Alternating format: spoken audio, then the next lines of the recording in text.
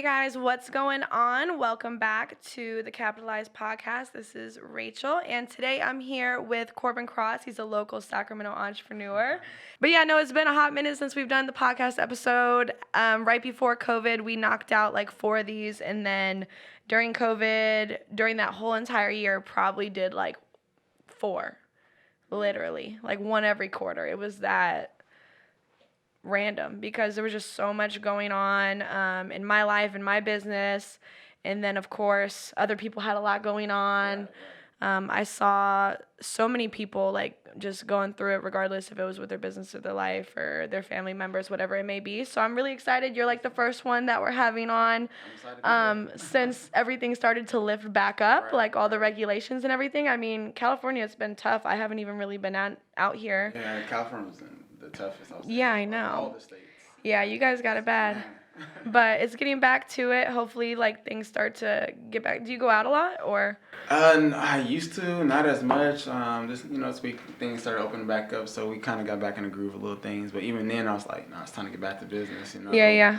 That week to kind of relax and kind of get your feet way back out there. Yeah. But it's not the same. How did you handle it? Like, so for those of the people that don't know you, like, what exactly do you do? Like, what did you do prior to COVID, if you started any new ventures? But what did you do prior? Like, what was the very first venture that you ever had in your entire, like, entrepreneurial career? So you're saying prior to COVID, before COVID even started? And all that? Yeah, what was, like, your main bread and butter, and has it changed? Well, my main bread and butter prior to COVID was always barbering. Barbering was the main bread. Got me to the success I am today. Allowed me to produce a lot of different things, start on a lot of different business. Then after that, it was like, for me, it was real estate. So I started doing real estate. Before or after? No, before COVID. I started, dipping in it, learning about it because I wanted to free up my time as a barber. Yes, you make good money as a barber and it's very rewarding, but then it's time consuming. You're trading time for money. And I didn't want to do that. I want the opposite, where money works for me instead of me working for So I said, what can I get myself into that I also find passion in, also that I can serve others, And I said, well, real estate, and it's the market that's never going to go anywhere, up or down. You're still going to make profit. You're still going to make money from it. And also, too, I feel like it's the industry that I could serve individuals, help them get out of their situation, and whether it may be, the pre-foreclosures or different things like that. So for me, I got into wholesaling. And I just feel like it's more of a rewarding business because you're helping individuals versus taking from them, in a sense. And where do you feel like, what businesses do you feel like take from individuals? Like, is there other sectors of real estate that you feel like people are taking? No, I mean, all real estate is pretty good. It's not taking. It is more so people they don't practice it the right way. They scheme, they do negative things. You feel like it's more money motivated? It's more money motivated. So I feel like with wholesaling, I'm helping somebody, like they're in a situation, they can't sell the house. They can't fix it up. They ran out of money. They don't know who to turn to. The bank's about to take their house in, a couple months or so. So they're stressed out. They're trying to get money from family members, whoever they can. And that's when we come in and be like, hey, we buy your house cash. Would you be interested in selling to us? Yeah. And then we kind of, interview them, see them, how they fit the system, and see if they are motivated to sell. If they're motivated to sell and they're willing to go forth the process, then we'll let them know that, hey, we're not here to take from you, we're here to help you out. And if we can't help you, we know somebody else can help you in a better situation. So we just kind of give them all the options. That's where we come in as, as a realtor, you're either selling a house or listing the house. You're not giving them any other options. Yeah. So we can help you sell it with a realtor. We can help you get financing. We can help you list the property, whatever case may be that you need help with. We give that to you if we don't make anything from it, because we'd rather help you that way. In return, you give us the favor of sending people our way. So it's kind of like building rapport, and a trust with people. Yeah. So I feel like what business than that? Yeah. So when you first, like, one thing, so I have a business that's in, like, the short-term rental space and vacation homes. Uh-huh. And when I first was introduced to even real estate as a whole, I was never interested in it because it didn't seem very attractive to me. Yes, we all know that it's a great long-term investment. Right. Yes, it's something that's never going to go away. There's so many different sectors that people can get into. It's a great way to build passive income depending on what you do. Right. And for me, I was just like, man, this isn't sexy. Like, this isn't, I want something that's, like, really attractive to me. Was that attractive to you? What made it attractive to you? Besides the idea of helping people, it's not going to go away.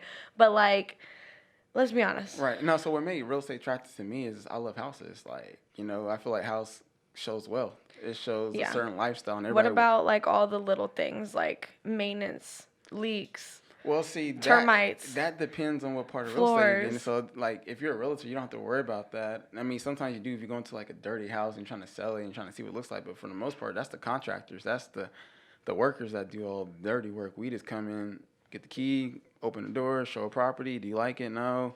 All right, if they feel like they need something fixed, that's when we call a contractor. Hey, we got a leak here. You guys need to come out and fix this and that's that. But for me, this real estate in general, I just feel like it produces a lifestyle. You know, it's one of the main businesses that creates generational wealth and wealth in general the quickest, I would say. You know, as long as you put the work in and ethics and stuff like that. So for me, that's what got me into real estate is the fact that it generates wealth and in fact that it produces a particular lifestyle. And then I just like the beauty of real estate, you know, like creating something from scratch and building up to something grand like this building right here we're in. So that attracted me, and it pertained to the type of lifestyle I have because I always thought of myself as wealthy. Always, even when I didn't have money, I always felt I was wealthy. What about like as a kid? You felt like you were wealthy then? Always, even like, cause like I mean, when I first grew up, I had a decent life from 0 to like 12, and after that's when life really got hard for me. My mom passed away when I was 13, and then from that point it was hell after that point. But I still had hell in what sense? Like, did you start getting in trouble? Not getting in trouble. Oh, okay. It was more so hell as far as like, all right, my pops left. Literally maybe a couple months before my mom passed away, and then a couple months after he left, then she got sick because of stress and stuff like that. So then she passed away, and then I had to live with different relatives and different family members. Then I got back with my dad, and then things happened. Then he got back on drugs again because that's the reason why he left the first time. And then from there, it's just house to house to house to house to house. But even through all that, I told myself, you know what, this is not my norm. It's not my reality. I have something to strive for, So I always thought of myself as better, I always thought of myself as, like I said, wealthy. Even at that point as a kid, I always thought, because the life I had felt like I was wealthy. So I always had that mentality in me, and I always had that hustle mentality from my mom. So for me, I always felt like this urge to become something, become greater, At 13, kids on buses, and they're acting crazy. Me, I was like, that's not me. I'm not going to do that because I don't want people to see me as, this person as a black man. I want to be perceived as the black man that someone sees as, higher up, thinks with a better mindset and walks in a different light and then follow the norm of everybody else. I always want to be a leader and be different, so I always acted differently. Yeah. What did you want to be when you were little? Oh, man, that's a good question. Let's see. First, I thought I wanted to be a cop because I thought it was cool, playing with guns and saving people and stuff like that. And I guess as I grew older, I think around like 10 to 15, I wanted to become a lawyer because I felt like I talked very well at that time as a kid. I was very argumentative, and I was always one of my points, like, I can sell anything, so I can make people believe things that wasn't believable, and I still do it to this day. So that's why a lot of people, it's like, I always cared. So I thought, like, all right, with that skill set, that's a perfect skill set to be a lawyer because you win all your cases, because if you talk with passion, even though you may be saying a fib, but they won't know because if you're speaking passionately, how would they know what's fake or real? Yeah, it's about what you make them feel. Make them what you feel. So it's just, I feel like I make people feel certain things, and I felt like my voice can be heard, and I was like, all right, I'm gonna try a lawyer. So I tried it. And went to college for it, but you went to college for it? Well, I was in business, so I wanted to be a corporate lawyer. So you want to be a corporate lawyer? Okay. Have you seen Suits? No, I haven't. Oh my God, that made me want to be a lawyer at this age. But no, but it's a really good show. It's all about corporate law. So that was just me. So I wanted to do this. I went to school for it, but then as I started going to school, that's when my eyes really started to open, and I'm like, what am I going to school for? I'm going to school for myself or for other people, And I had to realize it because I was just balancing so many different things. I was in the Air Force. I was going to school. You were in the Air Force? Yeah, I was in the Air Force. I was going to school. I was barbering at the same time, and I had a kid, so. Oh, wow. So I was dang, juggling. you really do a lot. Yeah, I was juggling a lot, and I was always tired, but I always kept going, you know what I mean? So it just, to me, I just always felt like I had to push and push, so. Yeah. Jeez. Okay, so somehow in college you were barbering. You got into barbering. Yeah. You were going to school. You were raising a child, and more. And more. Yeah. More and more. And it's like, how? Okay. So for somebody like you, I already know you do a lot now. Mm-hmm. You did a lot back then. How do you find? I don't even want to say balance because, balance is so, that word is just like no one wants to hear it, right? But how did you actually find, not even balance, but focus to where you could create success in so many different things? Like I would say how you mentioned, there's school, there's your child / relationships, there is your work. So it's like there's these different buckets, right? And you want to put attention into all these different buckets, but it can be hard. No, it is hard. So how did you find the time, the energy, and also the presence to do all those things? And how do you even do that now? Well, I just had a hard. Like I said, I wanted success so bad. Like how bad you want to breathe. That's how bad I want success. So like every time I said, you gotta want success as bad as you want to breathe. So I learned that at a young age, and carried it on. And then when I heard him, I was like, man, I was already doing that. So for me, I always want so much, and I feel like me doing one thing at one time wasn't enough for me. Even though I know it takes time to focus on one thing and build, I'm learning that now. But at that time, I was like, I want so much. I want to do it all. I want to get everything, anything I feel like is going to take me to the next level, put $1 in my pocket, I want to do it. So whether I felt like would produce something, whether it's going to Air Force, barbering, school, I did it because I felt like it was going to take me to the level. Was it hard to bounce? It was very hard because I was tired all the time. But me, I give myself energy, because the energy I get is from seeing the success. So it pushes me. So what is success to you? You said seeing the success. Does success equal putting a roof over your head? Does success equal getting praised? Does success equal leading people? At that time, my success was different than what I understand now, because like this pandemic has been blessed to me because it allowed me to really focus and really understand myself better.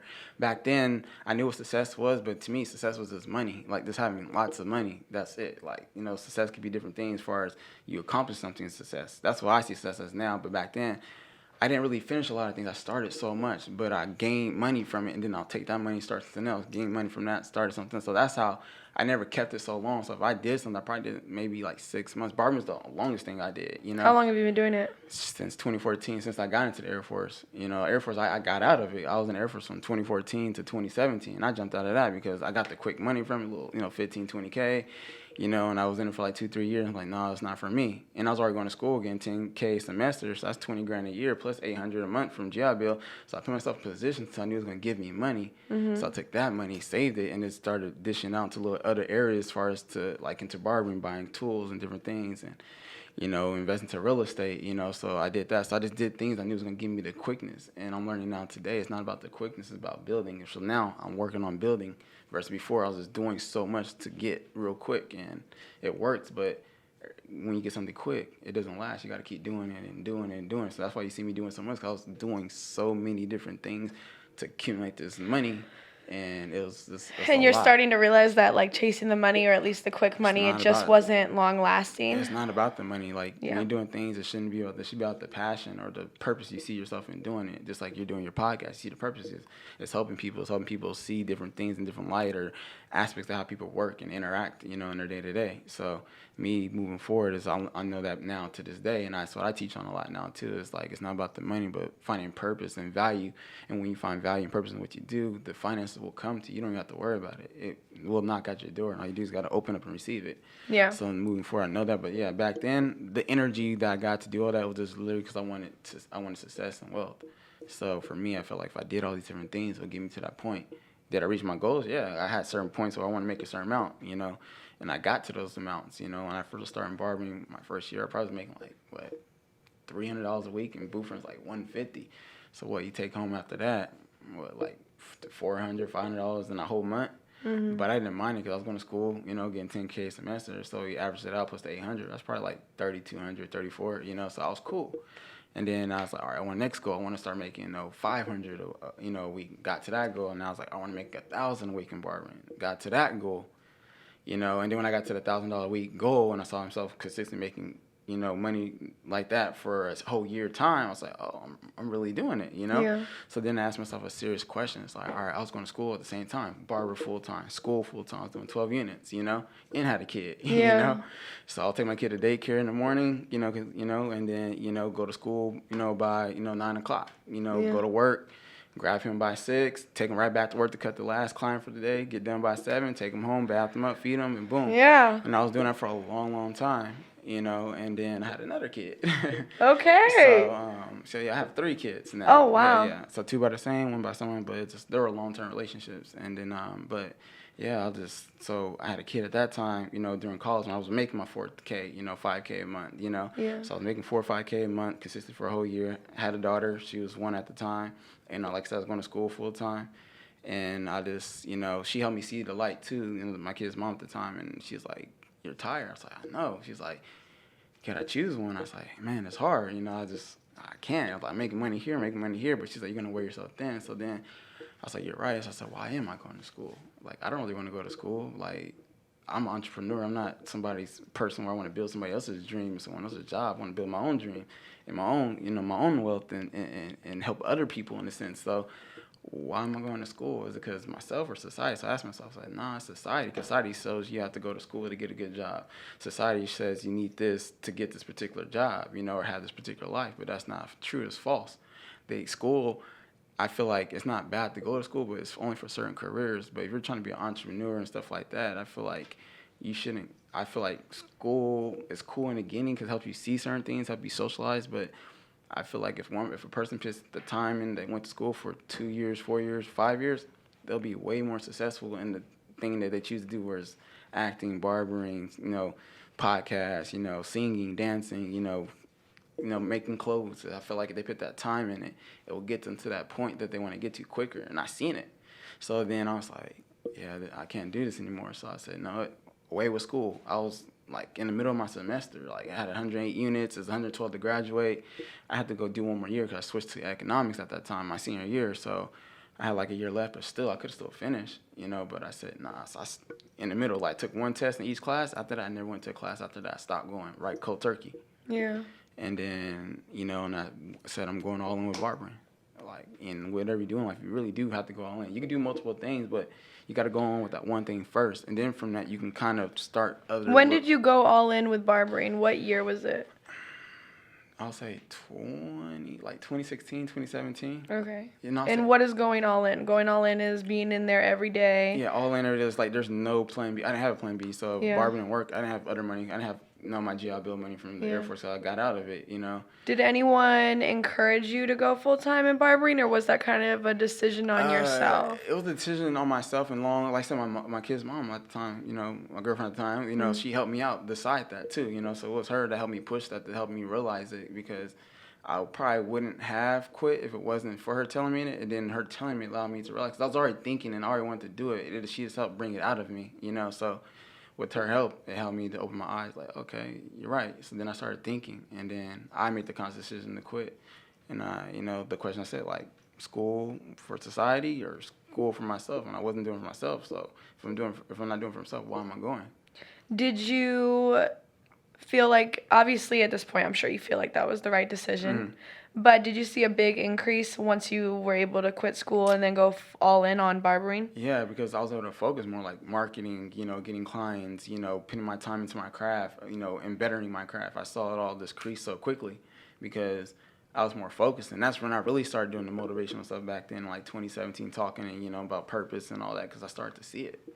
Because I felt like, man, this is real. Like, it's actually happening. Like, the mindset behind it, the faith behind it, the consistency, the dedication, the persistence, you have to have all that, whatever you do in life, in any businesses, even in relationships, So if you put that time in it, it's all going to work out. It's just you got to have faith and be patient. So for me, I knew my skill, and I doubted a lot of times, but I just kept pushing forward, and it's like, no, I know I'm good. And then when I really started to really get good is when I focused on myself, because a lot of times we're in certain businesses, we focus on other competitors and other people, and we weren't like, well, I'm good, but I know I'm better, but I'm not where they at, and they're way off. Why is that? And I started asking myself those questions, and once I cut them out, like far as like, I'm still cool with them, but like when I started to stop watching them and really just focus on myself, I was able to find, me as a barber, who am I, what am I good at, and I focused it on that, and I just went with it, and to this day, that's what I'm known for. So, yeah, so it just. Do you want to be known for that?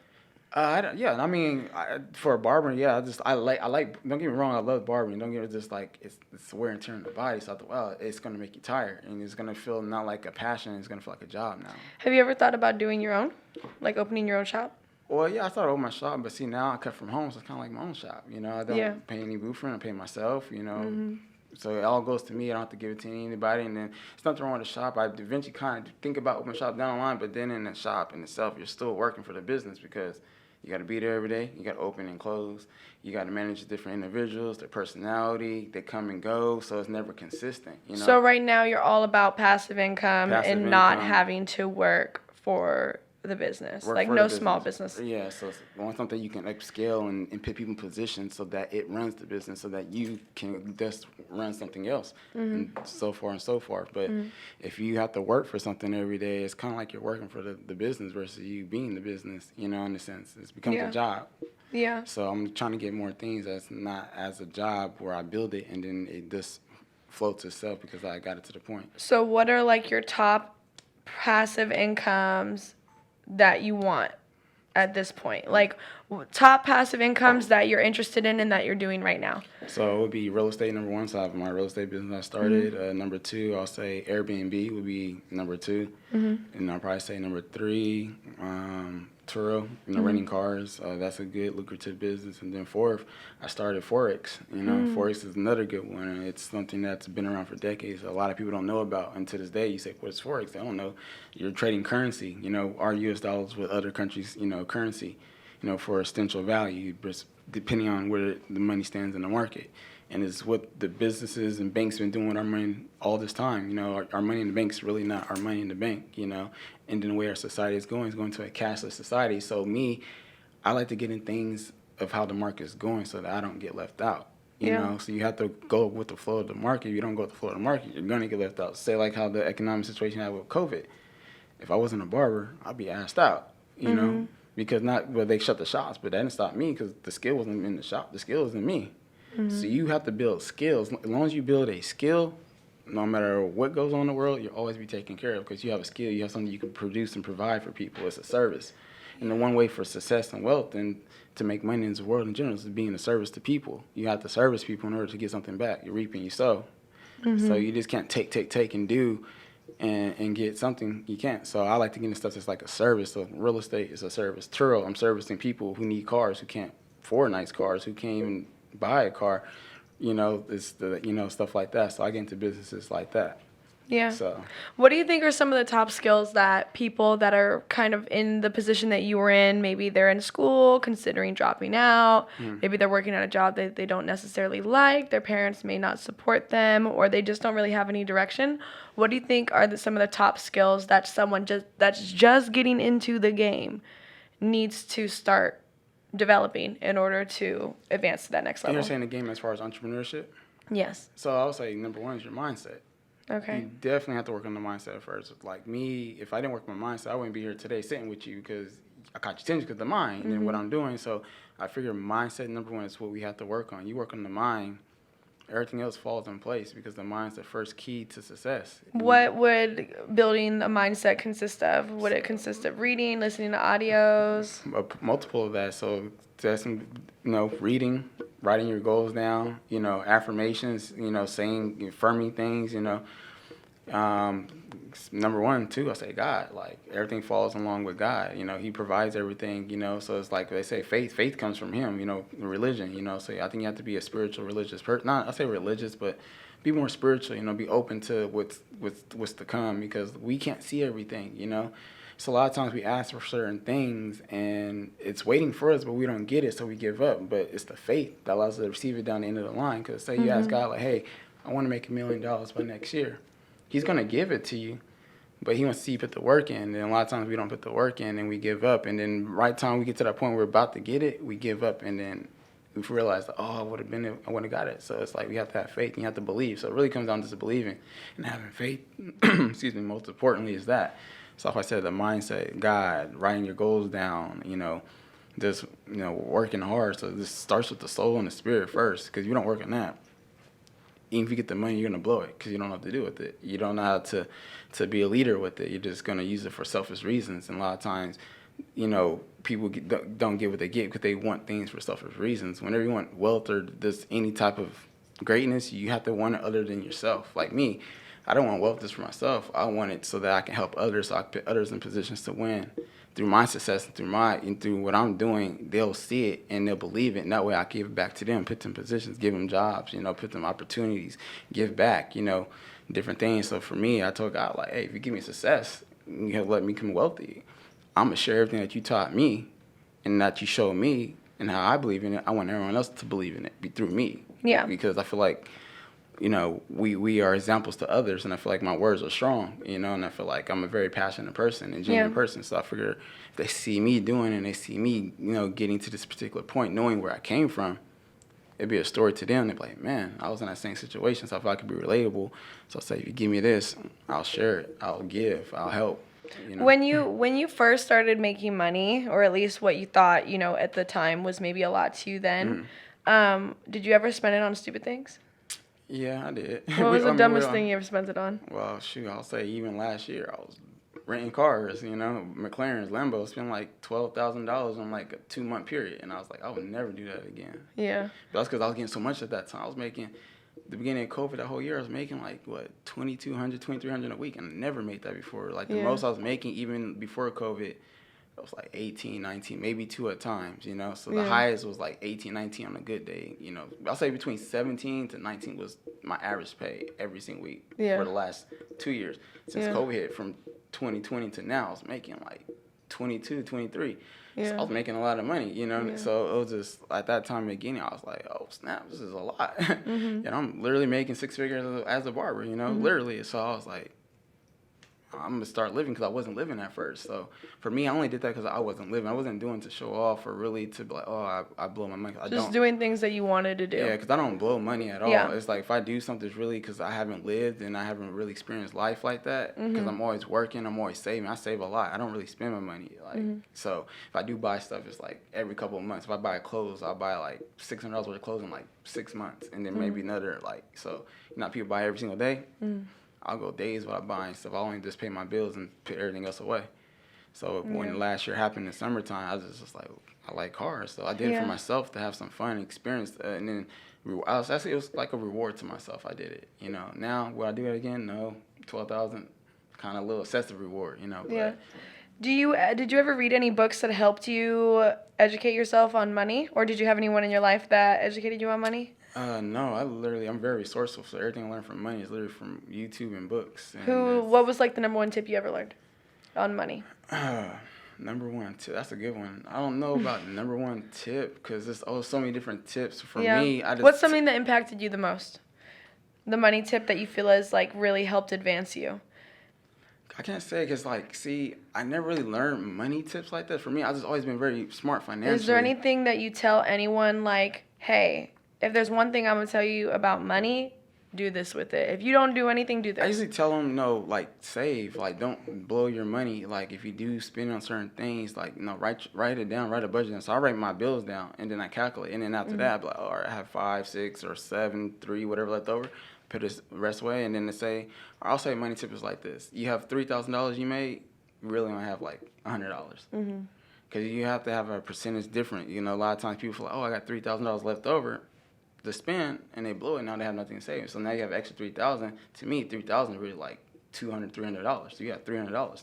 Put the rest away. So that's the biggest tip I'll tell somebody. If you have excess money left over after you pay your bills, $2,000, $1,000, if you got $1,000, you really only have about, I'll say $10 to $100 if you want to spend. After that, put the rest away. Because your bills are already paid. So why are you going to blow that $2,000? Put that away.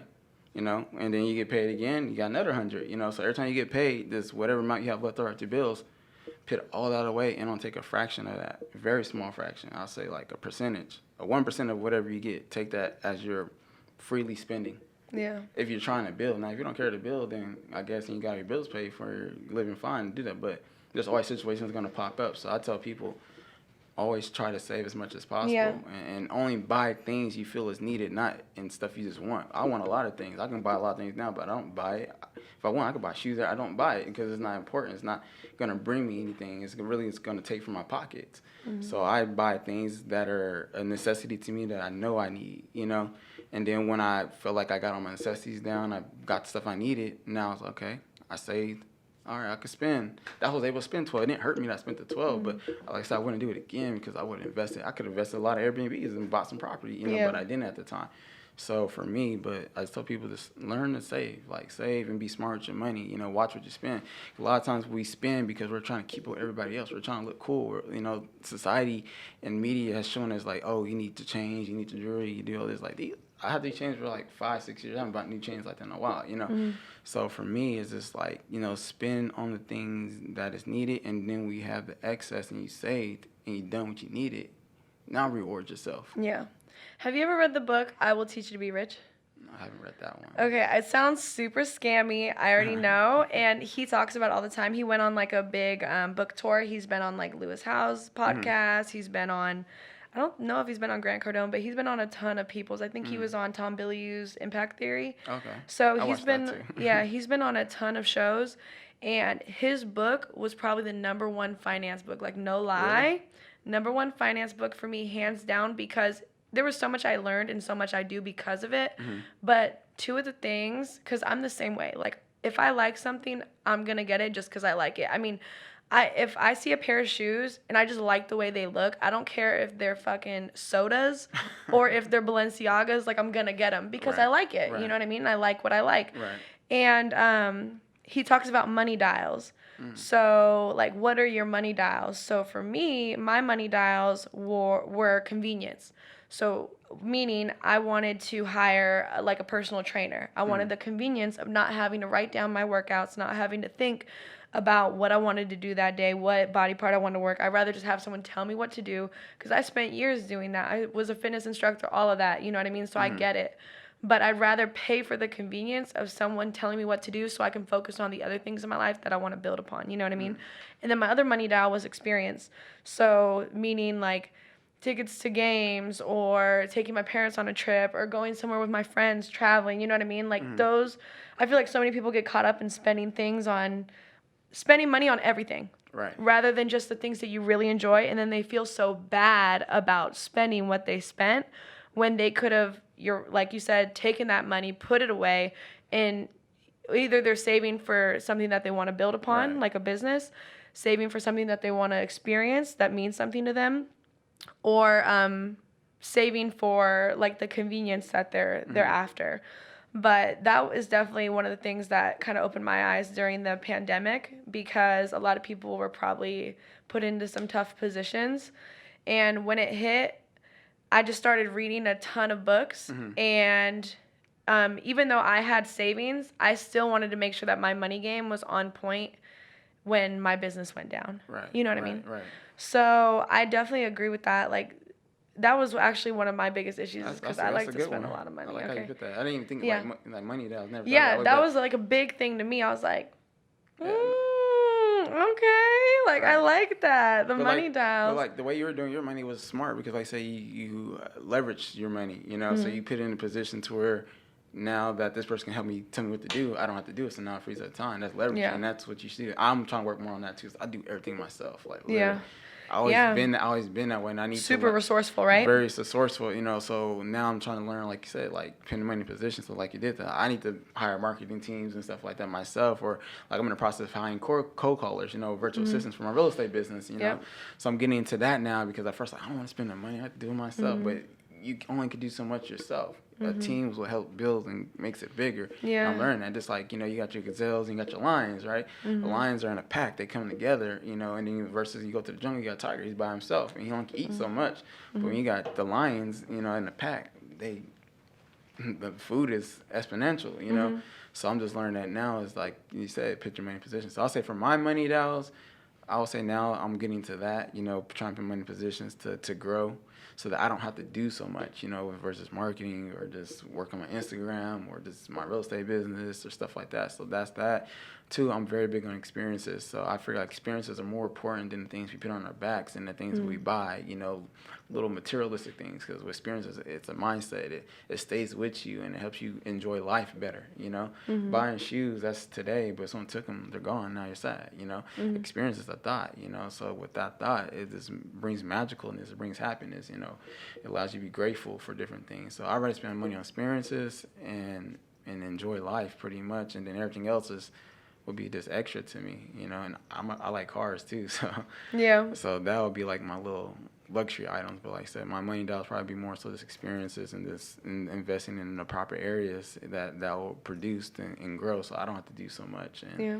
Because even if you think about it, like a car is still an experience. Like when I was Right. in LA, I rented a I8, and that was like 2 summers ago, but it was an experience. Like I told myself I wanted to do that. You know what I mean? Like I took one of my things that I really enjoyed doing. I took a month off and I went and I just traveled, and like it was all about the experience for me, but I made sure that I was in a position to do it. Do it. And a lot of people, they might not be there yet, so maybe they, you know, like we already mentioned, maybe they can't hire someone yet, or they can't Right. have a team. But once you're resourceful and you build something, then you get to a point where it's like, okay, you can't do it by yourself anymore. But then Right, they're like, right. oh, but I have to, like, then I have to pay this person, and then that's going to take away from my pockets. But then at the same time, they could help you make money. Right. They can help you scale, so you don't have to be in your business. You're working on your business, and you're working on different projects and different things that you've always wanted to do. Because if you continue to work in your business, it's a lot slower, and then you look up and it's a year later and you're still Right. not doing the other things that you said you wanted to do. Right. So I wish, like even last year, if I would have put money into position, I would have been way far off. I could have been on 3 different other businesses and like Yeah. making multi-millions in them. But it's just I try to do everything myself, and I couldn't. And I would get overwhelmed. So when you get overwhelmed, you get anxious. You stop. Yeah, And you stop exactly. for a period of time. You come back. It's like in my real estate business, I've been starting real estate for a while. I started real estate probably like 3.5 years ago, almost 4. And I just now start getting back into it full time mostly, you know. But before then, I was I'm making calls, and then it just became overwhelming for me at one point. And like I said, I had a new daughter at the time, so I was like, I need to take a break and focus. I said, all right, now I'm just gonna focus on real estate. Barbering. But now that I got barbering to a point where it's on autopilot, like even if I don't post, people still book me. People still notice me as a barber because I've been doing it for so long, and I put the time in. So now it's just, you know, just trying to work on just more things. The other and things, the other yeah. things allowed to produce and just free up my time because I be tired a lot. Yeah. So it's a lot of work. But like you said, back to the situation I said with the cars, like even when I did the car situation, I mainly did that too, to be honest, really to motivate people because I want to let people know. I feel like, all right, when you get in certain elements, you have to touch certain things to believe it, right? Cars, houses, areas, you know. If you don't ever go to those areas, you never drive those cars or even stand by them, you won't never know what it feels like, because now you're limiting your mindset. So I didn't want to limit my mindset, so I said, all right, I want to rent this car. You know, I never done it before. I love cars, so let me rent it. And I said, I can do it. So I feel like, all right, me being a barber, be able to rent a car for $3,000 for the whole day, that's not cheap. You know, and to do it a couple of times, you know, and be okay doing it, you know, it's not cheap. So I was like, all right, I'm going to do this to motivate people, let them know that, hey, I'm not showing like this is my car. One day this will be my car, but I'm showing you guys that this is possible. It's attainable, that you guys can drive these cars. Like, you know, you guys can experience this. Don't say yourself like, oh, I can't get that car, you know. No, I never said I can't. I always said, how can I? What do I have to do to get it? And how long is it going to take me? And I did the necessary steps to get there. Yeah. And all the cars I want, I always got it. Like, after I got that car, right, I was driving the McLaren most of the time, the Lambos, right? And then I was like, oh, I'm thinking I'm ready to buy me a supercar now, right? So I tried to get a McLaren. But the funny story about it, I had a Bentley that was on my laptop, a GT, an orange metallic one, right? So I'm trying to get the McLaren, whatever, it didn't work out. And then the guy gave me pictures of other cars, like an R8, you know, I could have got that. But I was like, no, I don't want that. Mercedes, I was like, nah. And then he's like, oh, I have this Bentley. And I was like, I don't know about a Bentley. But not thinking the Bentley is already on my laptop, my subconscious mind that I want, because I like Bentleys. Bentley's like one of my favorite cars. Yeah. I ended up getting the Bentley. Wow. You know, it was a 2013 GT Continental. It was nice, you know, metallic blue, but It was metallic, so yeah. So there you go. Yeah, so it was a nice car, you know. So it's just like I never thought I was gonna be able to get the car. I wasn't expecting to get the car, you know, and I was able to get it. And it's like I said, so I put myself in positions and got those. And the car in the back of my heart I always wanted, I ended up getting. And I got the car and had it for a couple of months, but it was a bad lease situation, so I got it. Then I ended up getting a brand new 2020 CLA 45 AMG. You know, so it's just like my car game always stepped up along with my financials, along with my mindset. So everything in my life always laddered. And sometimes even today, I have to do some self-reflections. Like, man, I really accomplished a lot of my goals that I wasn't paying attention to, you know. Sometimes we accomplish, but we don't look back and we like, oh, I didn't accomplish anything. But you have to realize you always have that time to reflect and go back and be like, man, I did accomplish. So I was reflecting today. I was like, man, I really stepped it up. I went from making 3 a week to $8 a week in barbering to $1,000 a week in barbering to $1,200 a week in barbering to $1,500 a week and then to $2,000 in a week in barbering. I was like, yeah, I accomplished a lot, you know. And it's just, like a lot of times we don't like I said, we don't look back and realize, but I was like, man, I really did. And then even looking at my car, I started from a little S10, you know, Chevy 1998, and then went to a GT Mustang 98. Then I went to a G35 2008 out the lot, out of the Air Force. Then I got the Audi Q7, you know, S-Line. Then after that, I got the Bentley. And then after Bentley, I got a 2020 CLA from AMG. Yeah, so it's just like levels. So it's just like, I was like, man, like, so it's just like, you just got to be grateful for even the small success. When you appreciate the small success, you can appreciate everything else. So you got to take it step by step. And a lot of times we don't appreciate our small successes, and we get down on ourselves and feel like we're not doing anything, and then we feel depressed and like life is not worth living. But it's like you have to realize, like, go back and look at the small successes, check it off, go back, and you'll realize the goals you wrote down, like, man, I accomplished it. And then now you make new goals and you just attack it with that same mindset, the same drive.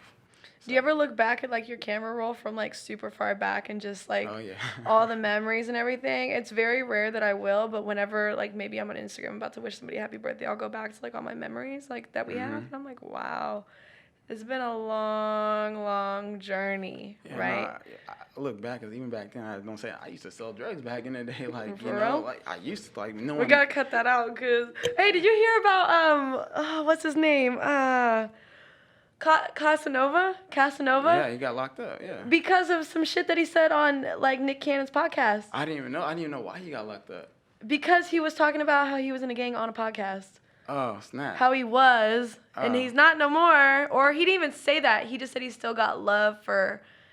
He's like, I don't do that no more, but, you know, I still got love for it. And then he got locked up. But no, I didn't he do got a anything case. Like, no, I didn't do anything, like, super illegal. Like, that wasn't, like, super bad. Like that. weed? It was just weed, you know. So it was a little stuff like that. I mean, it's legal now, right? Yeah, it's legal now, so Okay, you can talk all of that. All But no, right. but for I me, mean, I'm just trying to make sure. I look at it as a business good. at that time when I did it. Yeah. Like, I didn't do It is. You know, I didn't do it to be like, oh, look at me. I'm just like, no, no one knew I did it because I was in the Air Force. I was going to school. I was barbering. You in the Air Force? Yeah, I was Still in the doing it? Yeah. Oh my God, you were a man of many, no one knew I was doing it because I was like, I wanted success, so I wanted money so bad, so I was just doing. Like, I would never like sell myself or do anything in that like that nature. But I'm a business person, so I saw it as a business opportunity. It came to me, so I was like, all right, why not take a little money, put it here, send it out, boom, get it back. So look at it like a t-shirt business, you know.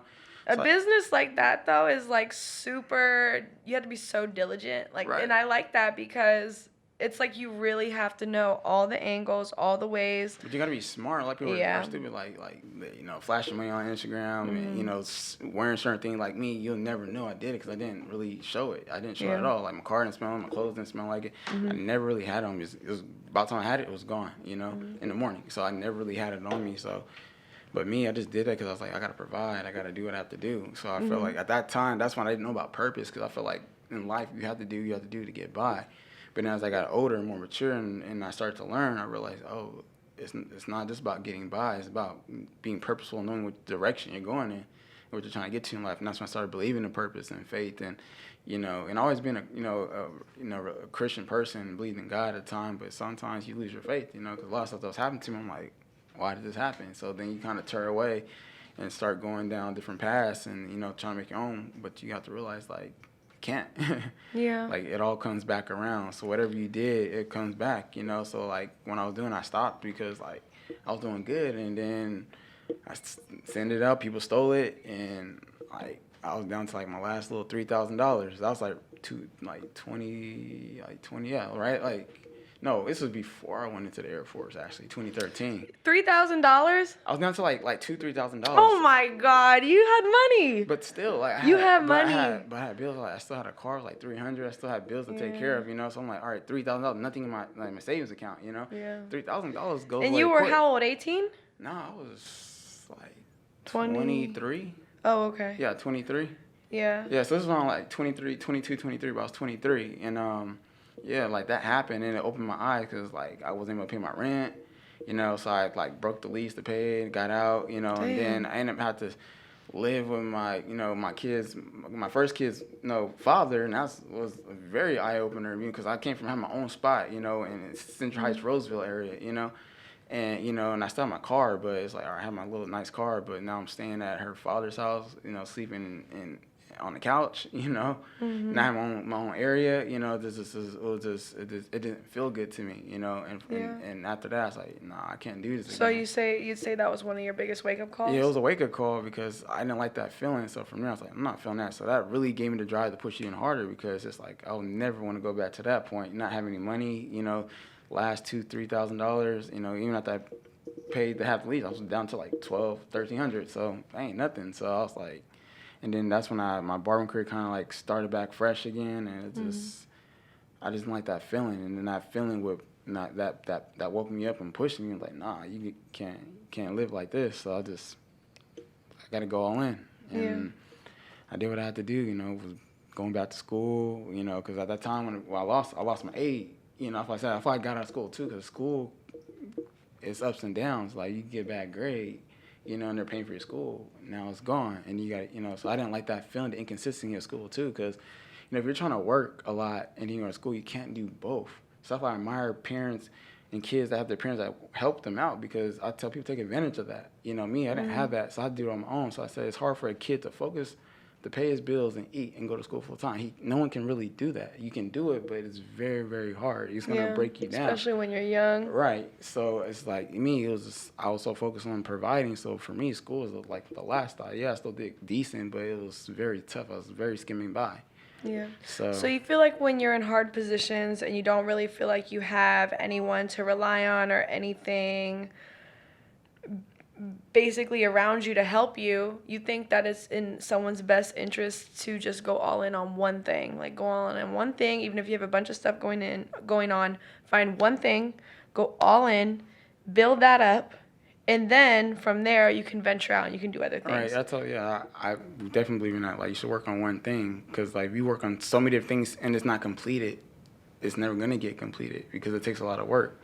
Like when I did barbering, I had to go on. I couldn't do barbering and do this and do that because it took the focus. And once I got barbering to a point, that's when I was like, all right, now I'm gonna try real estate. And I did that a little bit. Then I was like, all right, I'm gonna try this, I'm gonna try that. But it just never worked out and didn't complete it because I'm doing too many different things, and the second thing didn't get completed. So I figured people is like, work on one thing, build it up, get it to a point where it's running. Once it gets to a point of running, then you can reach off other stuff. Or say if you're building and you're working on one thing, it's okay to work on little side hustle things. Like me, I do forex on the side. It doesn't take a lot of time, like 45 minutes of my day, maybe an hour of studying. That's nothing. And then I trade and make a little bit of profit. You know, Toro doesn't take much time. You buy a car, you put it out there, and it runs itself. All you have to do really is wash it and give the person his keys.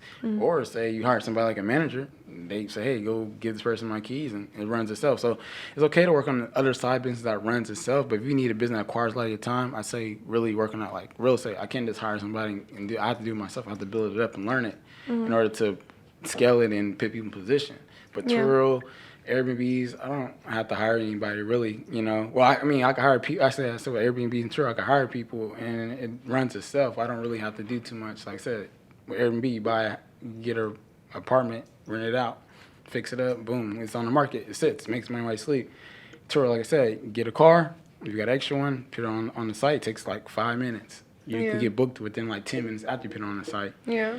It runs itself, so it's okay that, but stuff that really takes focus and skill, you can't do different things. So I say if it's something that takes focus and skill, work on that first and then start the other things. So that would be my advice to anybody is that. Yeah. What's one thing you're trying to get better at this year? Internally. Not any business, not any like amount of money, like internally. Like, what are you trying to do? More just appreciative of life, just being appreciative of what you have. A lot of times you can get a lot and still not be appreciative of it. So it's just being appreciative for the small things, being grateful that, you're alive, you're breathing, and, and it's just, that you could be dead, So I'm just working on just being more appreciative and more grateful for the things I have. 'Cause I'm very grateful, but sometimes I want more, I want more, I want more. So for me, it's just working on just being grateful for what I have and be happy where I'm at in life, and then everything else will just, flow in place. Being in the moment.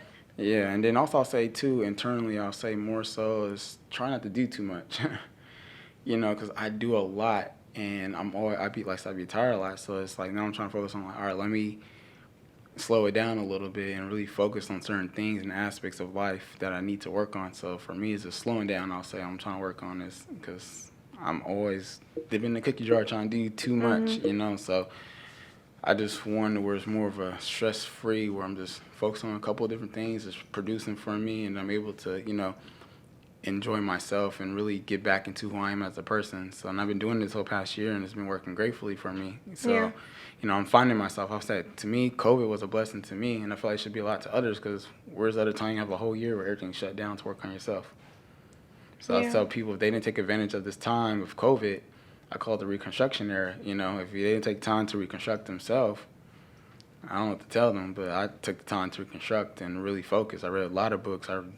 Every day I watched podcasts and YouTube videos. I didn't even watch movies. Every day it was literally Social Proof, Grant Cardone, different people, this Les Brown, Tony McClure, like there's different people I was watching, from businesses to mindset to even spiritual stuff, because I feel like you got to be a spiritual person too, because when you're spiritual, you see a lot, now I look at the world differently than I did last year. This year, when I'm walking around, I can see people for who they are. I can see people if they're being fake. I can see people struggling before they even know they're struggling. I can sense it, it's the energy, and I just look at the world differently, and it helped me out, because now I don't trip off a lot of stuff, like having certain things or being in certain crowds or being with certain people or being that limelight type, It doesn't really matter no more for me. I just want to be successful and build, and that's all I look for. And then with that, I'm happy, and then 100%. Just giving back and motivating individuals, because this stuff we're talking about, I talk about it on a daily naturally. Like I've been talking about this since I think like 13.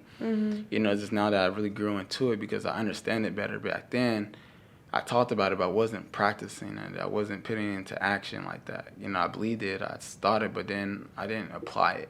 So now I apply everything I'm learning now. Now writing my goals down, now by getting vision boards and, writing stuff down is very crucial. You have to write it down, because if you don't write it down, you won't take action on it, So I tell people, write the plan, make it plain, so that he who reads it runs to it and take action, So you have to write it down. When you write it down, you see it. When you see it, you're able to take action. But when we have all the thoughts in our head and we don't write it down, out on paper, it gets jumbled up. So sometimes we'll attack some of them, but the most important things we won't get done because we get sidetracked with life. Other things come up, and we forget. So now I just tell people, write it down. Even myself, I write it down.